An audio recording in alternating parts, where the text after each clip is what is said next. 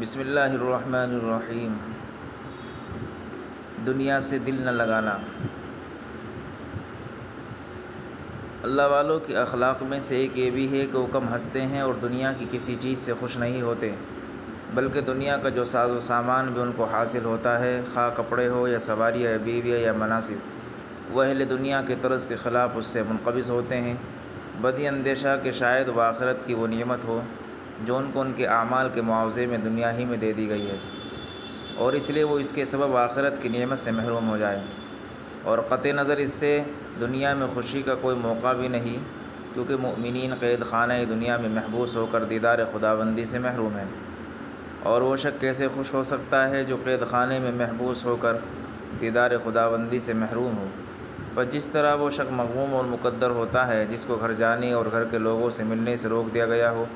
یوں ہی اہل اللہ کو بھی اپنی درازی عمر اور دنیا میں محبوس ہو کر دیدار خداوندی سے محروم ہونے کا غم ہوتا ہے۔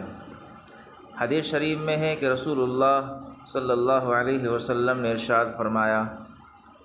قسم ہے اس ذات کی جس کے قبضے میں میری جان ہے، اگر تمہیں ان باتوں کا علم ہوتا جن کا مجھے ہے تو تم تھوڑا ہنستے اور بہت روتے، اور تمہیں عورتوں کے ساتھ بستر پر مزہ نہ آتا، اور تم خدا سے فریاد کرتے ہوئے راستوں پر نکل کھڑے ہوتے۔ عبداللہ ابن مسعود رضی اللہ تعالیٰ عنہ فرماتے ہیں کہ مجھے ہنسنے والے پر تعجب آتا ہے کہ وہ کس طرح خوش ہوتا ہے، حالانکہ اس کے سامنے موت بھی ہے۔ حسن بصری رحمۃ اللہ علیہ کی یہ حالت تھی کہ ان کو جو کوئی دیکھتا یہی سمجھتا کہ ان پر کوئی تازہ مصیبت پڑی ہے، کیونکہ وہ نہایت غمگین اور خائف رہتے تھے۔ فضیل ابن عیاض رحمۃ اللہ علیہ فرماتے تھے کہ بہت سے ہنسنے والے ایسے ہیں کہ ان کے کفن دھوبی کے یہاں سے دھل کر آ گئے، یعنی ان کی موت نہایت قریب آ گئی، مگر یہ احمق اب تک ہنستے ہیں اور نہیں سمجھتے کہ وہ دنیا میں کتنے دن کے مہمان ہیں۔ ابن مرزوق رحمۃ اللہ علیہ فرماتے تھے کہ جو شخص اس کا دعویٰ کرے کہ اس کو گناہوں کا رنج و غم ہے اور وہ اس دعوے کے باوجود شہد و گھی سے روٹی کھاوے تو وہ جھوٹا ہے، کیونکہ مغموم کو تلذذ اور تنعم سے کیا نسبت۔ عامر بن قیس رحمۃ اللہ علیہ فرماتے تھے کہ جو دنیا میں زیادہ ہنسے گا دوزخ میں زیادہ روئے گا، کیونکہ ہنسی دلیل غفلت ہے، اور جتنی آخرت سے غفلت ہوگی اتنا ہی اسے دوزخ میں اس غفلت پر افسوس ہوگا اور اتنا ہی وہ روئے گا۔ عمر بن عبدالعزیز رحمۃ اللہ علیہ 40 سال تک نہیں ہنسے، حتیٰ کہ اسی حالت میں ان کا انتقال ہو گیا۔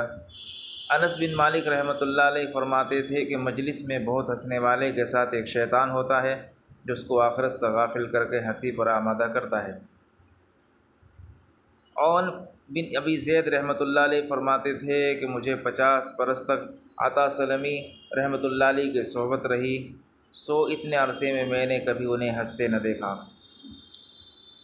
عمر بن عبدالعزیز بن ابی داؤد رحمۃ اللہ علیہ فرماتے تھے کہ جب صحابہ میں خوش مزاجی نمودار ہوئی تو حق تعالیٰ نے آیت نازل فرمائی،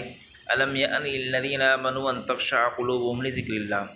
یعنی کیا مسلمانوں کے لیے ابھی وہ وقت نہیں آیا کہ وہ خدا کی یاد سے ان کے دل ڈر جائے؟ یہ سن کر انہوں نے خوش طبعی ترک کر دی اور وہ ڈر گئے۔